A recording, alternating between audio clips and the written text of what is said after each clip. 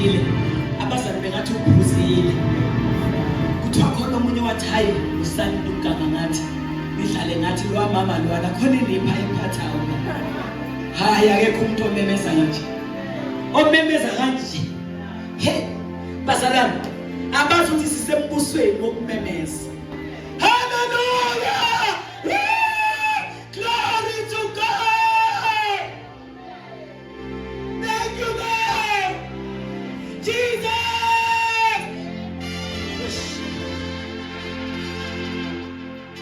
Uthi Yesu esidala simemeza. Hallelujah!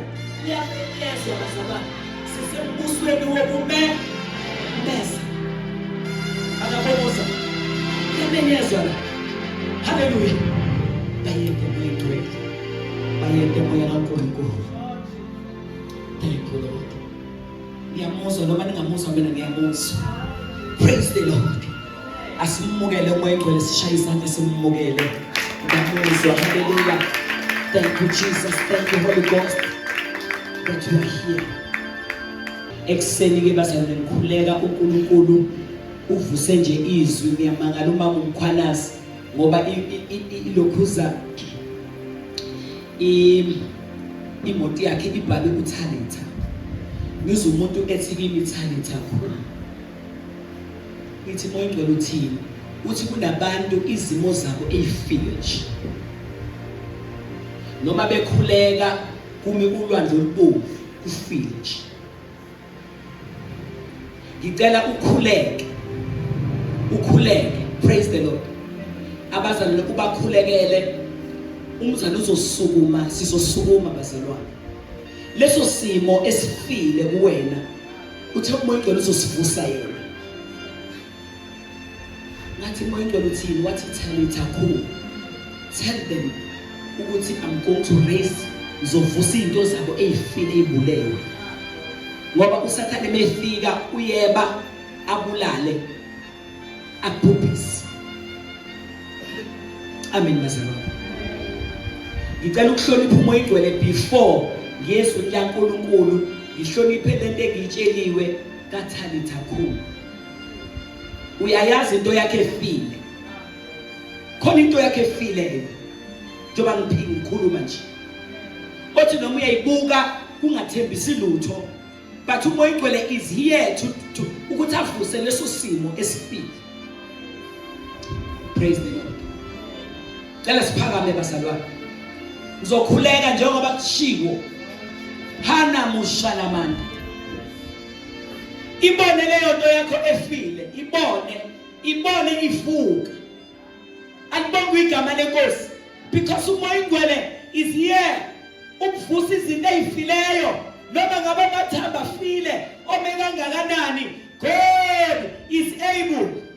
God is able. Alibonga igama lenkosi. Hallelujah. Praise the Lord. Cela siphakamise izandla zethu. Bayabonga wena baba. Yebone ndodana futhi. Nawe moya. Hoyitwele. Kulukulu.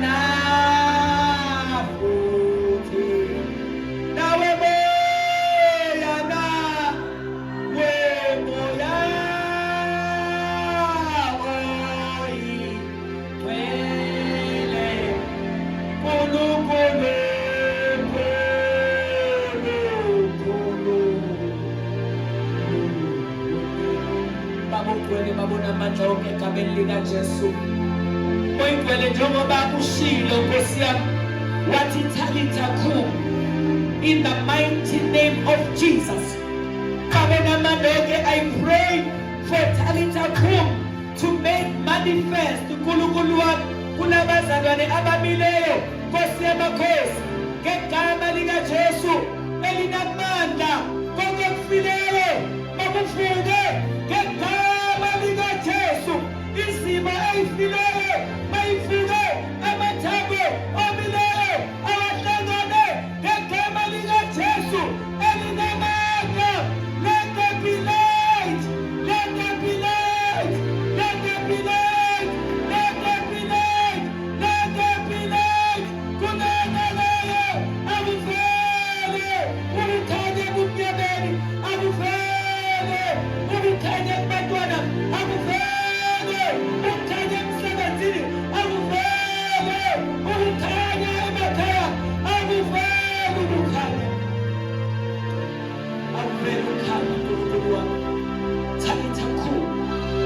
name of Jesus. Talitha kum. Talitha kum. Ngegama lika Jesu. Talitha kum. In the name of Jesus. Talitha kum. In the name of Jesus. Talitha kum. Talitha kum. Talitha kum. In Jesus' mighty name. Now let me minister into Talitha kum. Talitha kum. Talitha kum. Talitha kum. Talitha kum. In the name of Jesus. Talitha kum. In the name of Jesus. Talitha kum. Thank you, Lord. We give you glory, Lord.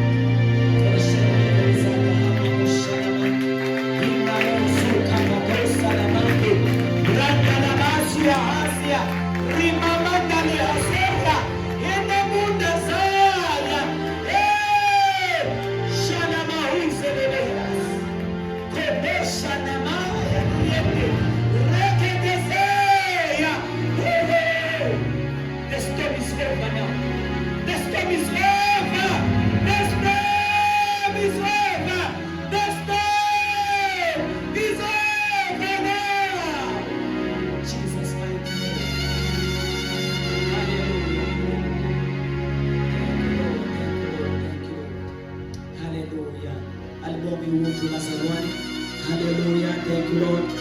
Sizogijima bazalwane egameni lika Jesu elinamandla. Thank you Lord.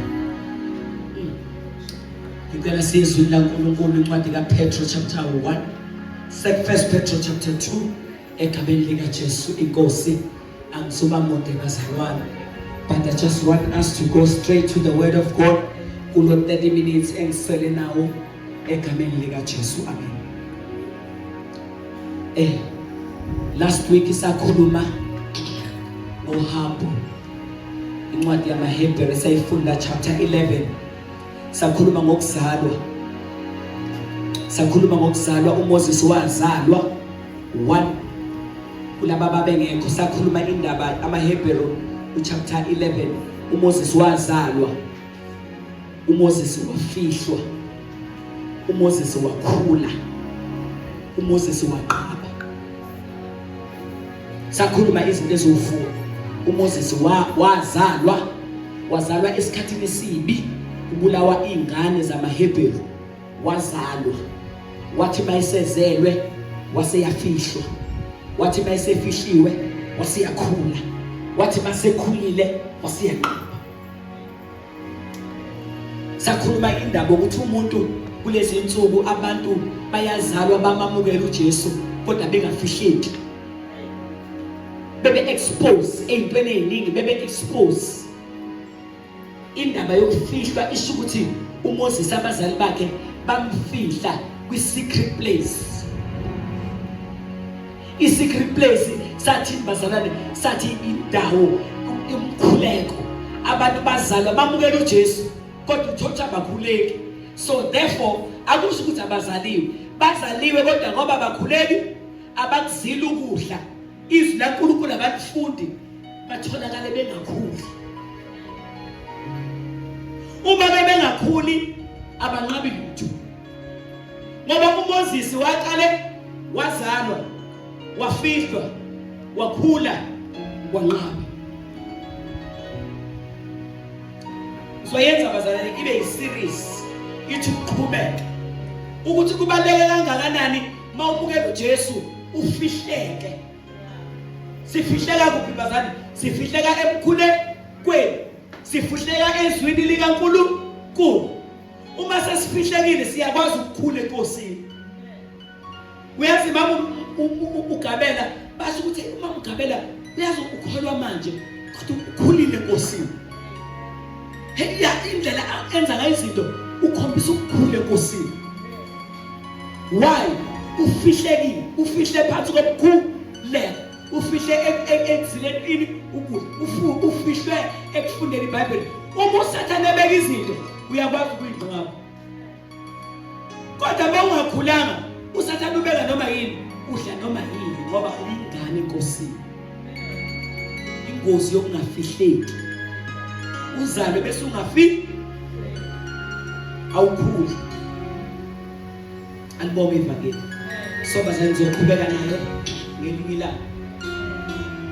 But la ngicela siye encwadini ka 1 Petro chapter 2 egameni lika Jesu. Ngicela omfundelayo eqale ku verse 2. Amen bazalwane. Hallelujah.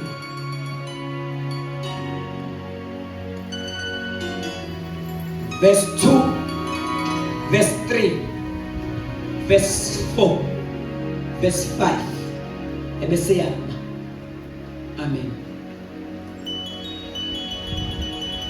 Alibonge ivangeli. Ngicela ufunda ememeze ngoba nawe uyashumayela. Siyafana ukuthi siyashumayela. Yebo. Njengesingane ezisanda kuzalwa. Ela ukuthi kunike la imali. Ukuzizwa kahle. Sikuzwe kahle. Ufunde kahle sikuzwe.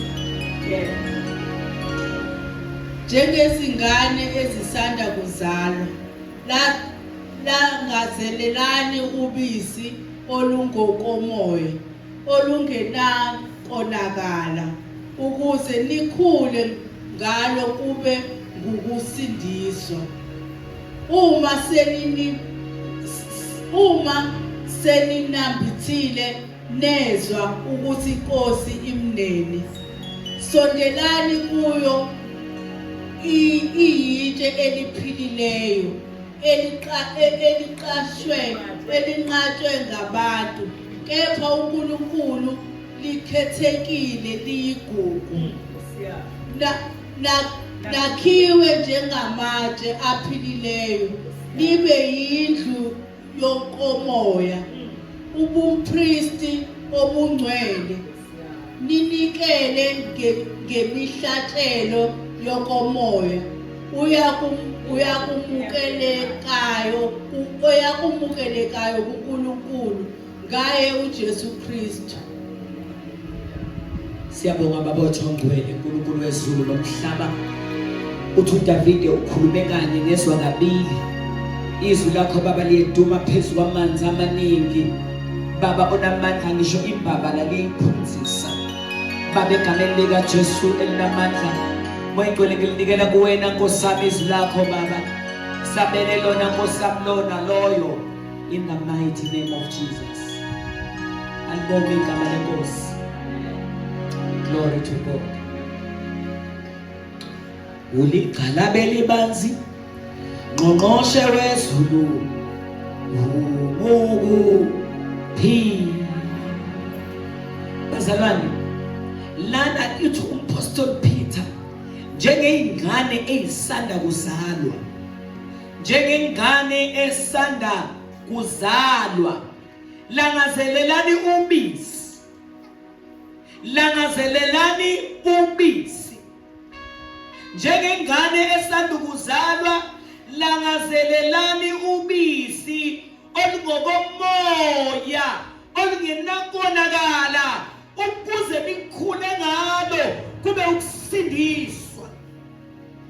Ukusindiswa kwethu bazalwane akupheleli la ukuthi simukele uJesu waba inkosi nomsindisi, akupheleli lana, kodwa kudingeka abantu abalambele babele ubisi ubunena njengengane.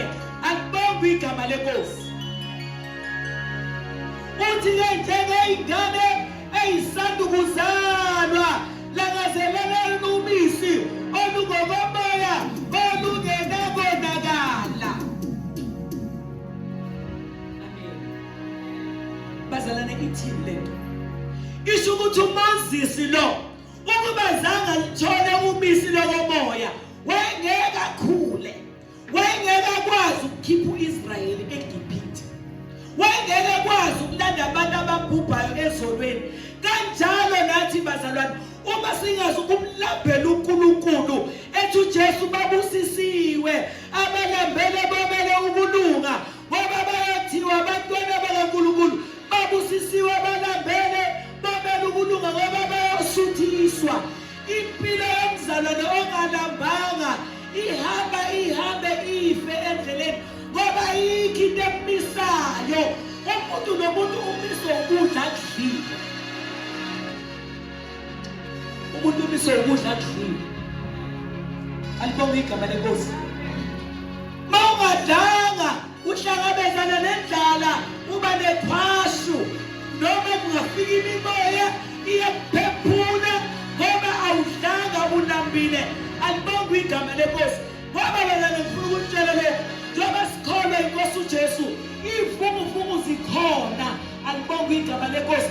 Zikhona ivunguvungu. Alibonga ivangeli. Mawusathane efike lethi sivunguvungu ukudla okudlile ikhona okumisayo udleni. Alibonga igama lenkosi. Ngakho kubalulekile ukumlambela uNkulunkulu ethi uDavide njengenduzele yobela amanzi umphefumulo wami ulambele wamela uNkulunkulu. Into ezosimisa bazalwane kulezi insuku zokugcina ukuthi yini esidlile umphefumulo wethu siwondla kangakanani. Hallelujah. Zalwa silangazelele ubisi uma kuphele iappetite yokukhonza kumzalwane. Singavumi kuphele iappetite yokukhonza uNkulunkulu. Singavumi kuphele iappetite yokufunda izwi laNkulunkulu. Singavumi kuphele iappetite yokuzila ukudla. Ngeke sikwazi ukuma ngoba impi yethu bazalwane sibhekene nemimoya. Sibambene nemimoya, asibambene negazi nanyama, kodwa impi yethu impi yani bazalwane yemimoya. Thina silwa ngomoya. Fanele sigcwale ubisi lokomoya. Niphuze ubisi lokomoya. Lolu ubisi lokomoya alonakali. Lolu ubisi lokomoya eniliphuzayo alunakho ukonakala. Futhi mangabe niliphuza lolu ubisi lokomoya luyakhulisa ukuze ngalolu ubisi nikhule ekumazini uNkulunkulu. Akwanele ukuthi sisindisiwe nje, kodwa kufanele ufike lapho khona esimaziyo uNkulunkulu. Abantu bebuza ukuthi kwenze njani. Usho njengoJobe uthi ngiyamazi umhlengi. Praise the Lord. Lobisi balane ilona lesenza sikhule sibe bese siyasindiswa. Ukusindiswa khona bazalwane. Khona ukusindiswa kokuqala kokuza kuJesu. Khona ukusindiswa kwesibili bokuhamba noNkulunkulu. Kuzoba khona ukusindiswa kokugcina uma uJesu eqhamuka ehluthi ibandla. Ukusindiswa kokugcina lokho. Ngiyabongozana.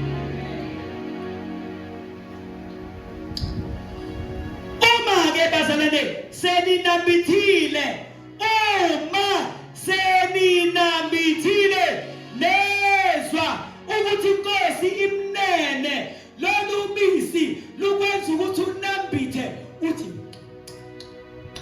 Hohana Moshalaman. Glory to God. Umusunambithile wazi ukuthi uJesu mnandi, wazi ukuthi ukholwa kumnandi, ngoba ukholwa kumunandi.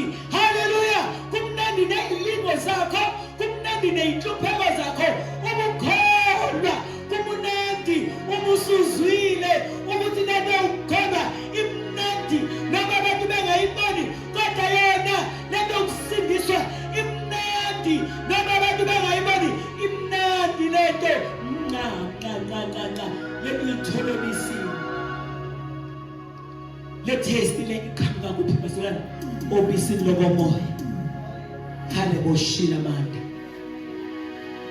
Lelo bisi lokomoya mawusunidla uzonambitha bese uyezwa ukuthi hey bangifundiswi khona behlevulekayo kamoya. Hey mangisilukudla ngizwa amanyamada. Hey mangikhuleka khona umuntu engibambana naye wayizwa lento ukuthi mnandi lento nqa imnandi leyo yokusindiswa imnandi. Praise the Lord. Awutshela umakhelwane wakho ukuthi kumnandi ukusindiswa.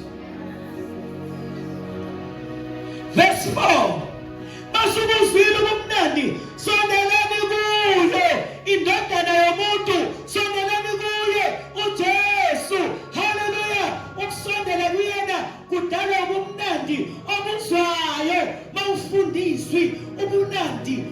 obuzwayo mawuthandaza ubunandi obuzwayo mawuzila ukudla noma umzimba uthi ukhathele ngizokubuhlungu yonke indawo kodwa ngizobumnandi ngaphakathi lithi zaNkulunkulu sondela.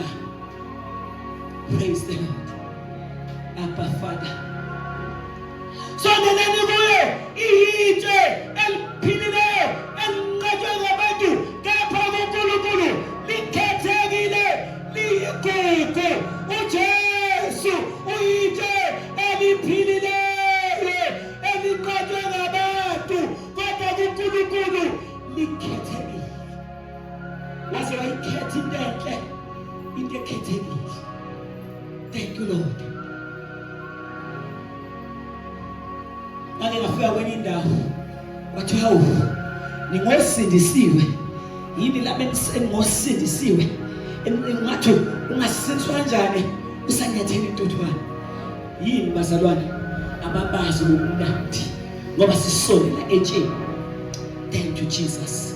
Awutshela umakhelwane wakho ukuthi uJesu uyitshe. Praise the Lord.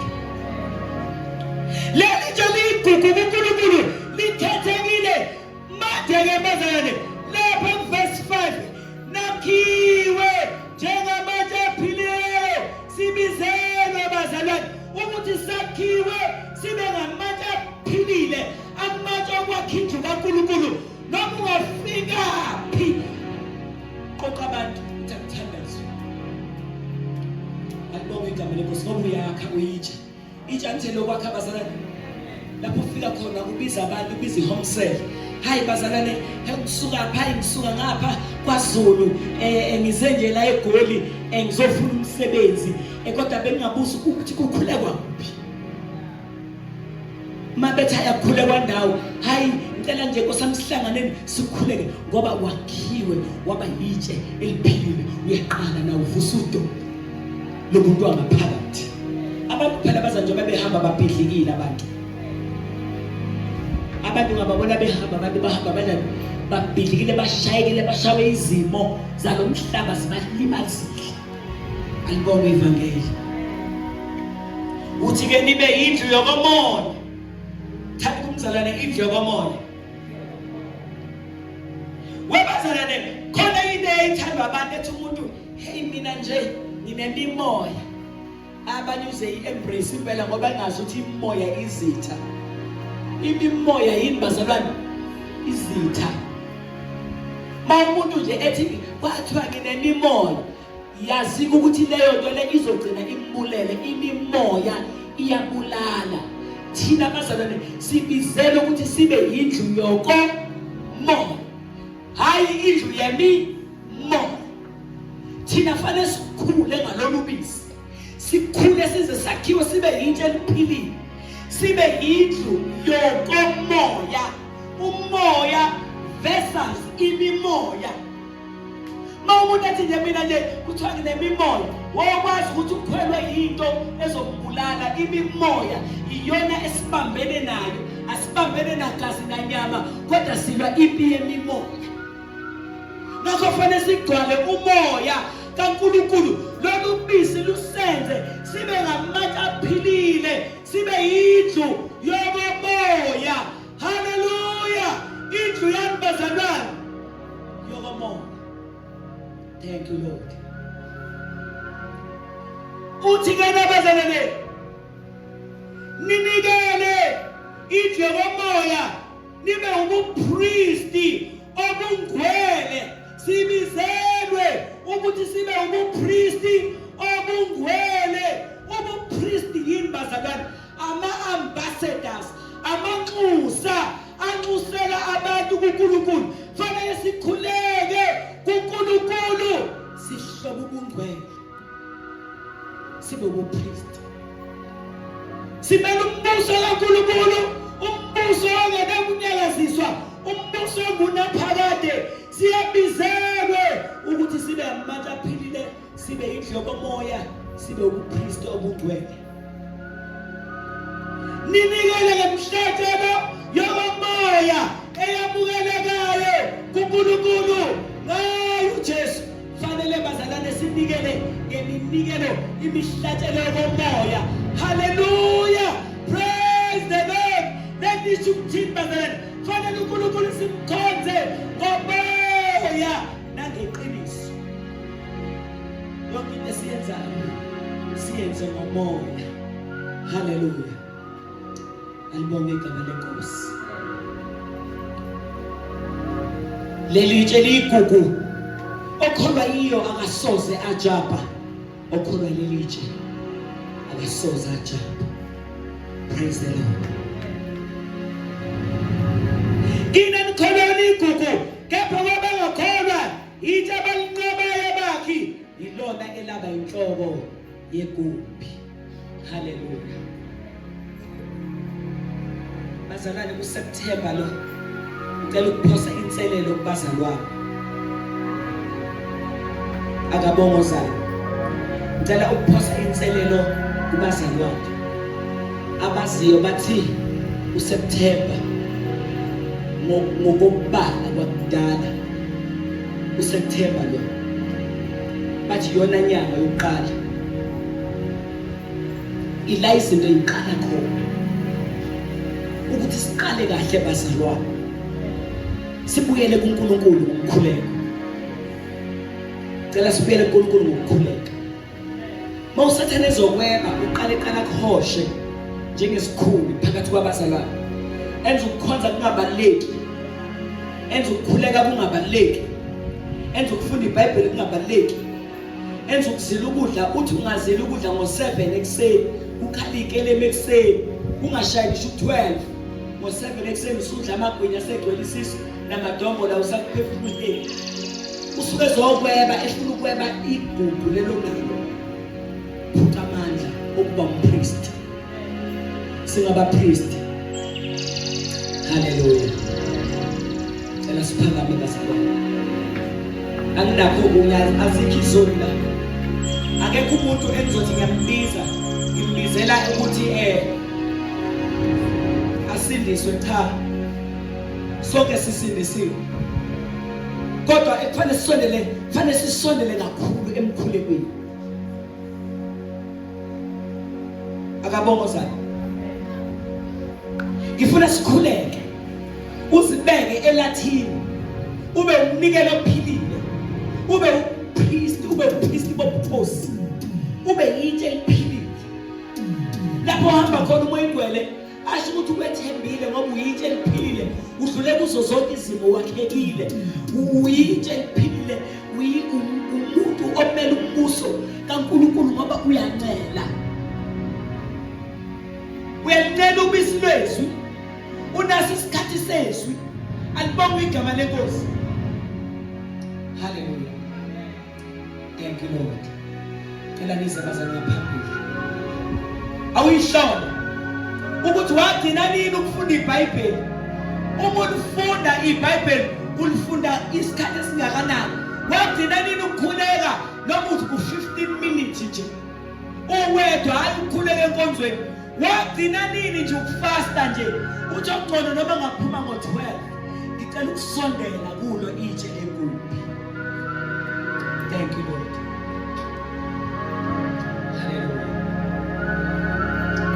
Hallelujah.